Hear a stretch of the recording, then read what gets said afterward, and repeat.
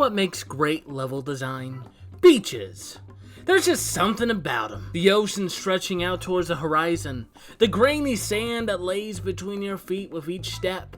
The salt that lingers in the air as you eat a delicious beach burger. I love the beach. When it's in a video game. What? You actually thought I liked the actual beach? Please, sand gets everywhere. I swallow gallons of salt water every time I step in the damn thing. And sand gets everywhere. But there's something about video game beaches that bring me peace. They bring me joy. I don't know, it's just, it always feels right. Maybe it's the color palette, or maybe it's just because I'm missing something in the old noggin. But I love a good beach level. How's it going, nation? Welcome to PlayStacin. And even though we're only 3 episodes in, it's time for the mandatory beach episode. Today, I'm going to be talking about some of my favorite beach levels throughout gaming history. Well, my gaming history.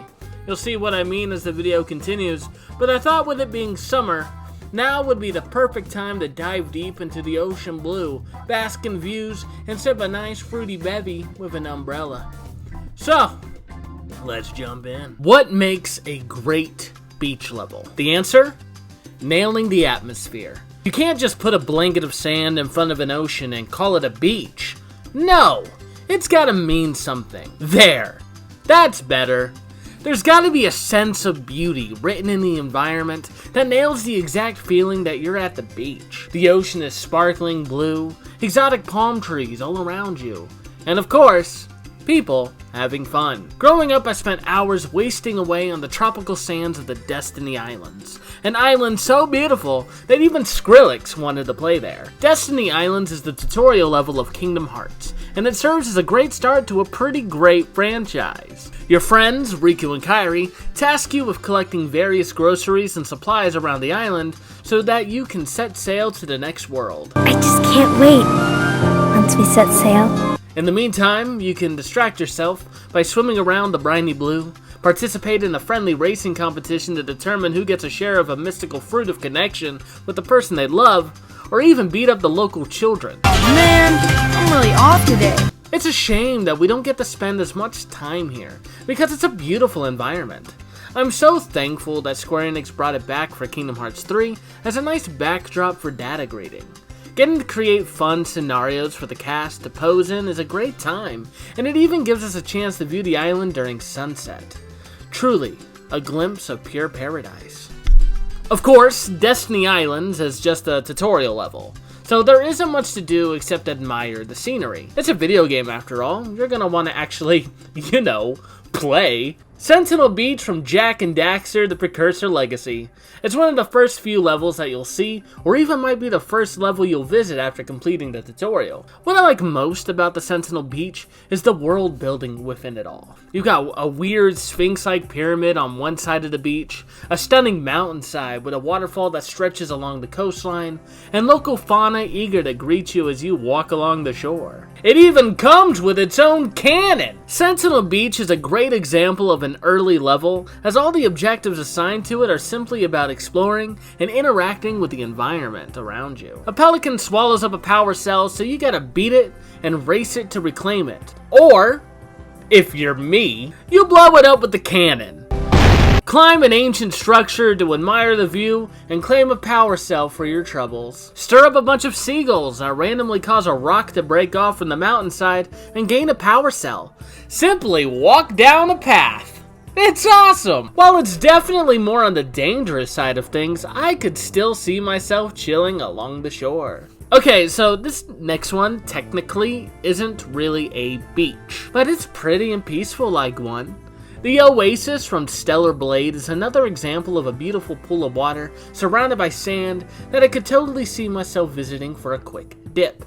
While we don't really have any incentive to visit this place, it's a nice place to visit when exploring the bleak sands of the Great Desert. Why slash your way through enemies when you could sit back, relax, and see what's biting? I'm not that big a fan of fishing in games, or real life for that matter, but there's something about this quaint little spot that makes me go, huh, maybe Ohana does mean family. But that's just me. If you're looking for realism though, then Horizon Forbidden West has the beach for you. Honestly, I can't think of a better game with water graphics this good. Sometimes I just get lost in it all while staring at the horizon, wondering if maybe the apocalypse needed to happen in order to restore the planet's sense of beauty. And sometimes you want to take down a Godzilla-sized machine along the coast. While I applaud Guerrilla Games adding new swim mechanics in Forbidden West, I can't say I have much incentive to dive into the deep blue due to all the snap moths and tide rippers that reside in it. But hey, it's still pretty cool to look at. Now, of course, it wouldn't be a beach video without talking about the one that inspired this video in particular. The beach that made me go, wow, I may hate the beach, but I wouldn't mind visiting this one. Of course, I'm talking about Golden Key from Final Fantasy 15. Now this is paradise. A beautiful 5-star resort smack dabbed in the middle of the ocean, featuring a nice hotel suite to leisure in and reflecting the hardships you've dealt with the previous.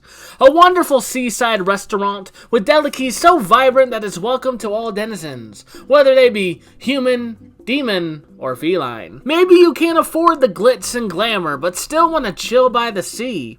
Don't fret, as there's a nearby campsite to unwind at, and maybe get in a nice morning jog before brekkie. Noctis can even do his favorite pastime, fishing along the pier. It's the only shame is that Noctis and the gang can't swim. Perhaps it's by choice, or perhaps they just don't want to ruin the view. Sometimes it's more than just going to the beach. Personally, I hate the beach. However, take me to a tropical resort or water park, you best know I'm in heaven. The first game I ever played that had something along these lines was Ratchet & Clank with Planet Pokataru. Cities are full of smog, swamps are full of muck, and tar pits are full of tar. But here at Joe I Resort, the sun shines 24 hours a day. Visitors get a free O2 mask to explore our warm waters. The benign marine life will welcome you to the big blue world under the sea. You can also use our complimentary flippers to partake in speed swimming. So come to Joe I Resort and leave your world and your troubles behind. I'm currently using footage from the Ratchet & Clank movie tie-in game, mostly because everything that was in the original game was carried over, and it's exactly how I saw the original environment as an imaginative boy. Despite the blarg, draining the oceans, and the deadly piranhas that inhabit the waters, I've always wanted to visit this tropical resort. The vibrant blue ocean that's fully explorable once you've obtained the O2 mask, the secret path behind the waterfall hiding a golden bolt for you to collect, the hover boats that you can use across the resort to the many activities, the tiki bar. Oh, I love a good tiki bar. It's a real shame that this planet hasn't been expanded on in modern gaming, as I would love to see this planet get the open zone treatment like other games get from the franchise. I'll take any excuse to visit this paradise of a planet. Gu Lagoon, a stinky mud puddle for those looking for a quick dip, a quick tan, or simply a place to get away from it all. I think Heavy Iron did a great job recreating this area from the show, and did a great job making this beach level feel alive, even combining the beach with a carnival pier. We've got a giant sandcastle fort that's fully explorable, a fully functioning snack bar, a spooky cavern that tells stories of the past, as well as, well, a carnival. One of my favorite missions from the level is clearing the pier of Plankton's robots, as it gives us an excuse to interact with the different carnival activities.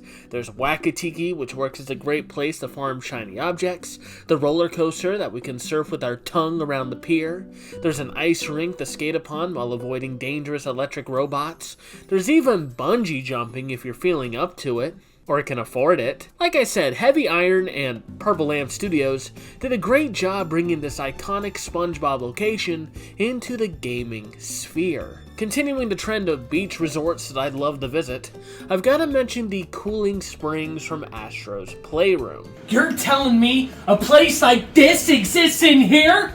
Let me in! Seriously, if every beach looked like this level, I'd feel more inclined to visit it. It's got a little bar to hang about, various diving boards to dive upon, and even celebrities are actually open to being filmed. Oh my god, it's Kratos! There's even little dolphins swimming around that you can play with. One of the cutest things about this game, and even in Astrobot, is that when you actually do swim around in the water, Astro auto-equips a little floaty for him. It's absolutely adorable. And of course, would it be a beach-related video if I didn't talk about one of the greatest beach locales in all of gaming?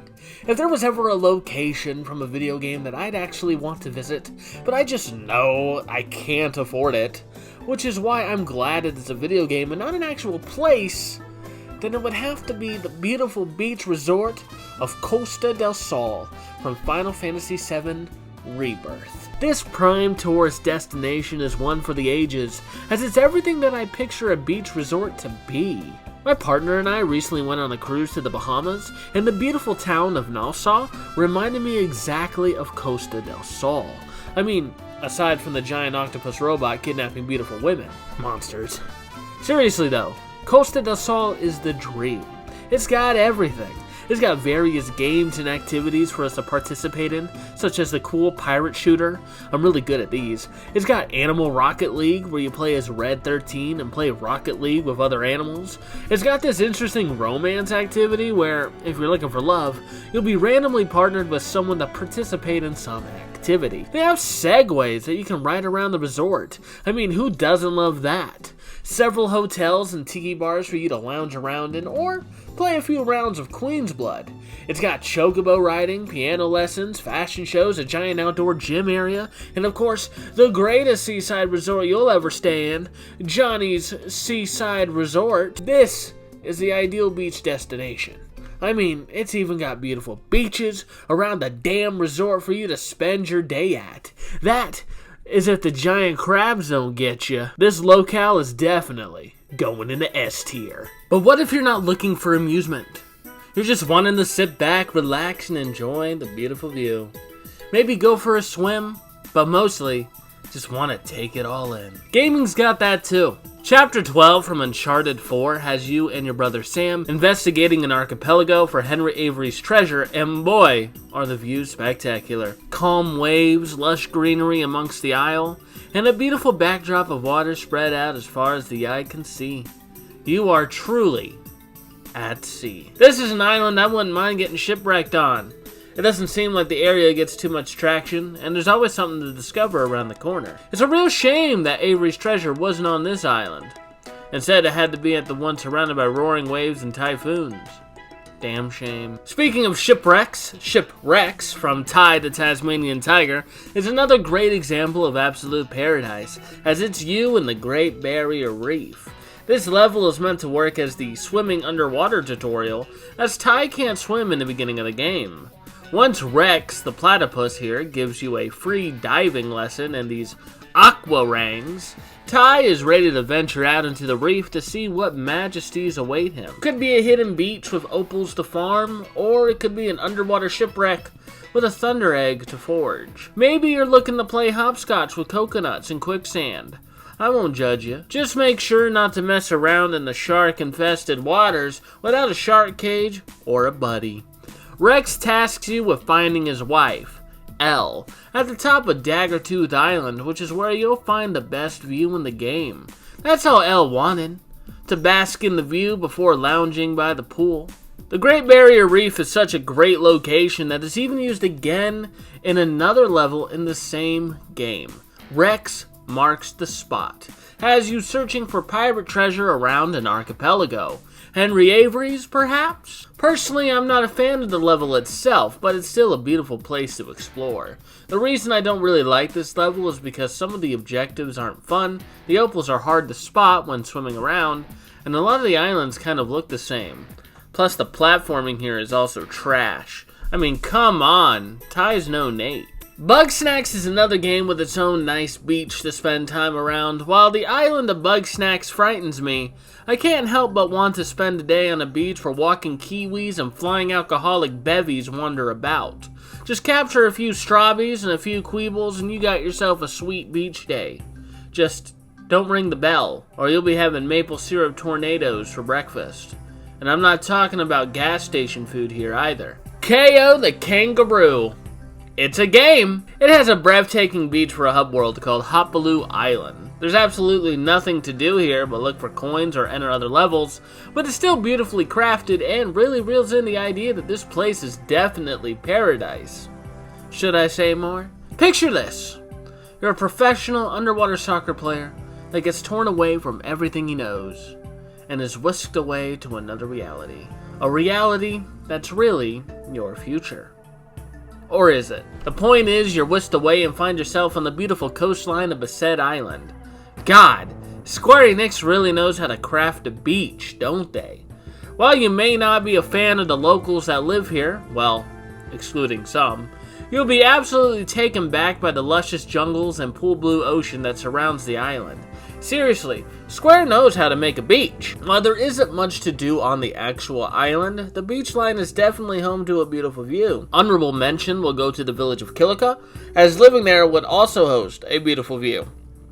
But unfortunately, Sin destroyed most of it. Back to the world of Astrobot. Astrobot has 2 levels that are beach themed that I feel are worth talking about. The first one being Go Go Archipelago, which has you climb to the top of this island that's rumored to have, get this, pirate treasure. Maybe it's Henry Avery's? Who knows? I'm convinced Team Asobi knows what I'm looking for when it comes to beach levels, because they hit it right out of the park with this one.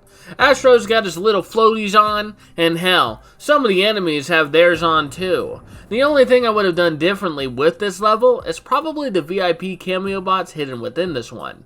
Team Asobi used characters from Ico, and that game seems pretty dry, and to me, to be placed in a tropical setting. The same can't be said about the other Astro level, Turtles and Trash, which consists of us saving the environment. Now we'd like just a minute of your time to say something about the environment. The level has Astro defeat tar and garbage related enemies, so the local turtles can wander around freely. There's even a beautiful sand castle representing PlayStacin scattered throughout the level, which is a nice touch. As for the VIP bots, they had the Patapon characters represented here, which I feel makes sense for it. Like I've said numerous times throughout the video, I don't like the beach, but I love a good beach level. There's just something about the environment that's bringing me peace and tranquility and makes me want to step out of my shell and say, let's go swimming.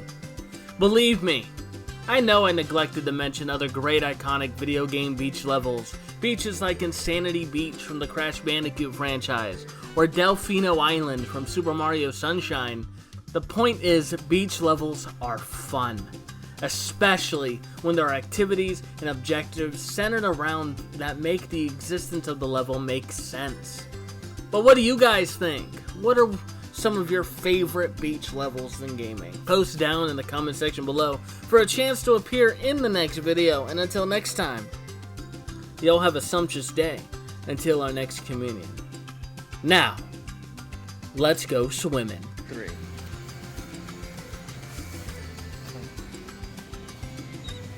Yep. Well, this sucks.